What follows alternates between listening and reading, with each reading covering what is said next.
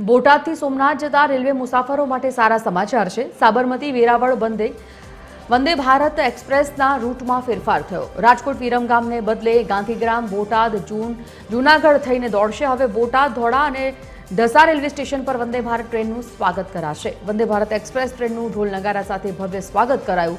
બોટાદમાં કેન્દ્રીય મંત્રી નીમુબેન બામણિયાએ ટ્રેનને પ્રસ્થાન કરાવ્યું। મંત્રી અને ધારાસભ્ય સહિતના મહાનુભાવોએ ટ્રેનમાં મુસાફરી કરી।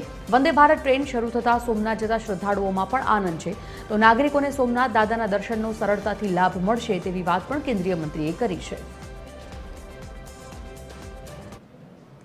બોટાદ ધોળા અને ઢસા વંદે ભારત ટ્રેનનો સ્ટોપેજ મળ્યું છે।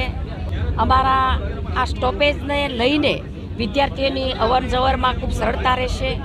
વેપારીઓને નવી સુગમતા રહેશે। ખાસ કરીને પવિત્ર શ્રાવણ માસ ચાલી રહ્યો છે। સોમનાથ દાદાના દર્શન વંદે ભારત ટ્રેન દ્વારા થશે, ત્યારે શ્રદ્ધાળુઓને પણ આ ખૂબ સરળ સુવિધા આધુનિક મળી છે। અને ખાસ કરીને અમારી જે ગ્રામ્ય વિસ્તારની જે જનતા છે અને એ લોકોને ખૂબ આની અંદર લાભ મળશે અને રોજગારીને પણ આની અંદર ઉત્તમ તક મળશે એવું અમને અત્યારે દેખાઈ રહ્યું છે આની અંદર।